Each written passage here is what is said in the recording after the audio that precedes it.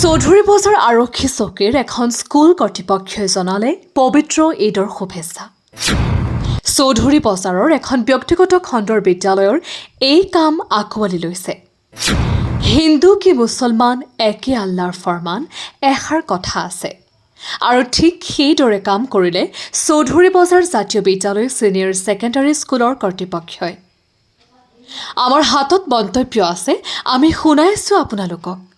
ইয়াৰ সমূহ আমাৰ চৌধুৰী বজাৰৰ আৰক্ষী ভাৰপ্ৰাপ্ত বিষয়া মহোদয়, জাতীয় বিদ্যালয়ৰ অধ্যক্ষ মহোদয়, অন্যান্য টিচাৰবৃন্দ, শিক্ষিকা বাইদেউসকল, ছাত্ৰ ছাত্ৰীসকল, আমাৰ ষ্টাফ ভাই বন্ধুসকল, চবকে আজি এই পবিত্ৰ ঈদ উল ফিতৰৰ দিনত চবকে আমি আমাৰ চৌধুৰী বজাৰ আৰক্ষী চকী ফালৰ পৰা চবকে আমি আন্তৰিকভাৱে ঈদ মুবাৰক জনাইছোঁ।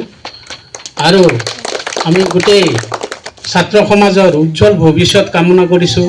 আৰু আমি লগতে চৌধুৰী বজাৰৰ পৰা এই চৌধুৰী বজাৰৰ জাতীয় বিদ্যালয়খন যাতে উজ্জ্বল আৰু ভাল ৰিজাল্ট কৰিব পাৰে আৰু সকলো ছাত্ৰ ছাত্ৰী যাতে উজ্জ্বল ভৱিষ্যত কামনা কৰি মই মোৰ চমু বক্তব্য সামৰিম।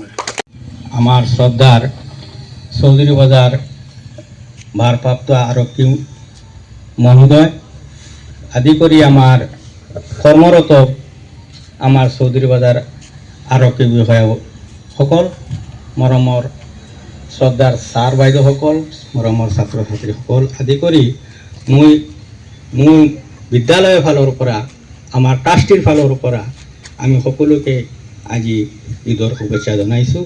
ঈদ মুবাৰক। এই ঈদত আজিৰ এই প্ৰাকমত সকলোকে শান্তি কৰি আনক আৰু বিশেষকৈ আমাৰ যিবিলাক শ্ৰদ্ধাৰ আমাৰ আৰক্ষী বিষয়া বা কৰ্মৰত যিবিলাক আজি ঘৰত নাই, তেওঁলোক ইয়াত আছে, আমাক পহৰা দি আছে, আমি তাৰ কাৰণে কৃতজ্ঞ, চিৰঋণী। দেশৰ কাৰণে উজ্জ্বল ভৱিষ্যত কামনা কৰি আপোনালোকৰ পৰিয়ালৰ সকলো ভৱিষ্যত কামনা কৰি সুখ শান্তিৰে জীয়াই থাকিব পাৰোঁ, সেই কামনাৰে আমি এইখিনিকৈ মোৰ বক্তব্য সামৰিছোঁ।